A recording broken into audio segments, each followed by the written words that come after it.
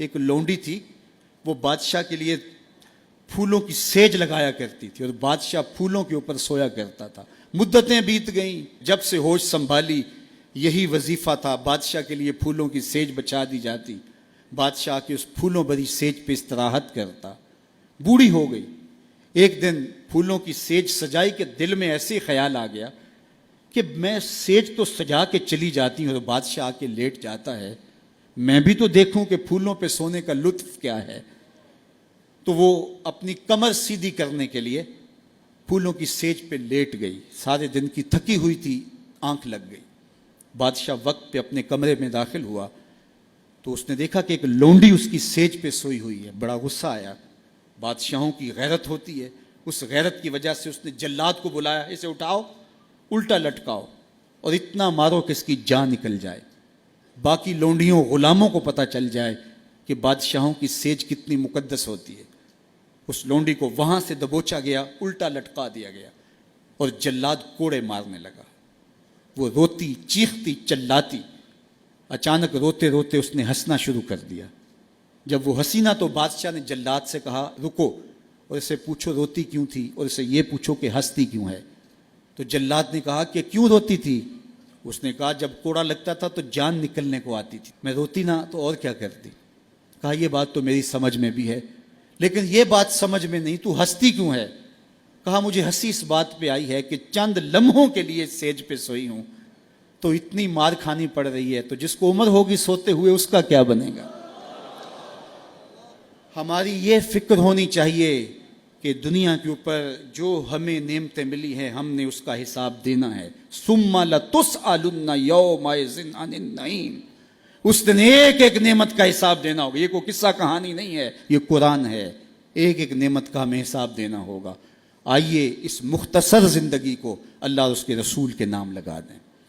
زندگی جو گزر گئی سو گزر گئی، آنے والا ایک ایک لمحہ یاد الہی میں بسر کرنے کا عزم کریں، ان کے ساتھ وابستہ ہو جائیں گے، رسول کریم کے دامن سے جڑ جائیں گے تو یہاں بھی خیر ہے وہاں بھی خیر ہے، اور اگر ان کے دامن سے نہ جڑ پائے تو پھر سوائے رسوائی کے اور کچھ مقسوم اور کچھ مقدور نہیں ہے۔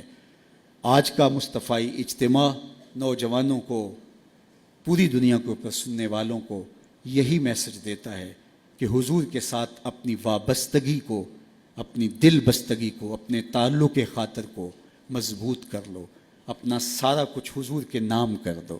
ان سے وابستگی اور ان سے الفت کا ربط و رشتہ جب قائم کر لو گے تو پھر دنیا بھی بہتر اور آخرت بھی بہتر، ورنہ یہ دنیا بھی مشکلوں، اذیتوں اور تکلیفوں سے گزرے گی اور آخرت کا حساب ابھی باقی پڑا ہے۔ مختصر زندگی ہے، آئیے اللہ کے حضور سچی توبہ سے اپنے آخرت کے معاملے صاف کر لیں۔ ایک آنسو سے ماضی کے سارے گناہ دھوئے جا سکتے ہیں۔ ابھی سورج مغرب سے طلوع نہیں ہوا، ابھی توبہ کا دروازہ بند نہیں ہوا، اس کی رحمتوں کے در کھلے ہیں۔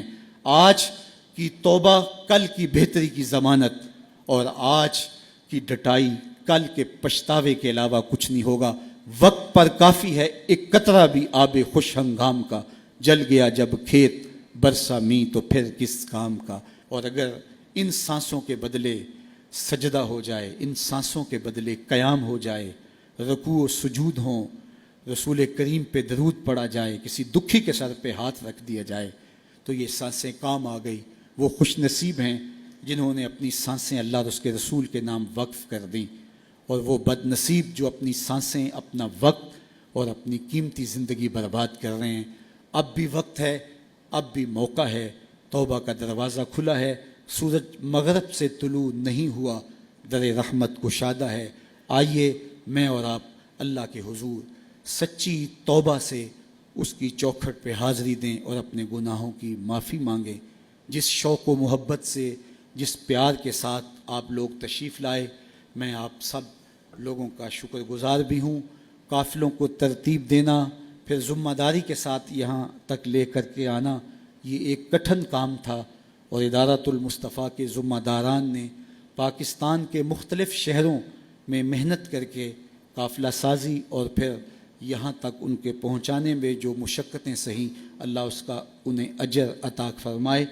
اور علماء، مشائخ عالی مرتبت بزرگ جو لوگ تشریف لائے، میں سب کا شکر گزار ہوں، اور ادارۃ المصطفیٰ کے ان بچوں، ان کے والدین، ان کے اساتذہ اور جملہ معاونین کو مبارکباد پیش کرتا ہوں کہ یہ سند فراغت پا کے آج معاشرے کے اندر دین کی تبلیغ کے لیے اتر رہے ہیں۔ اللہ ان کی مدد کرے۔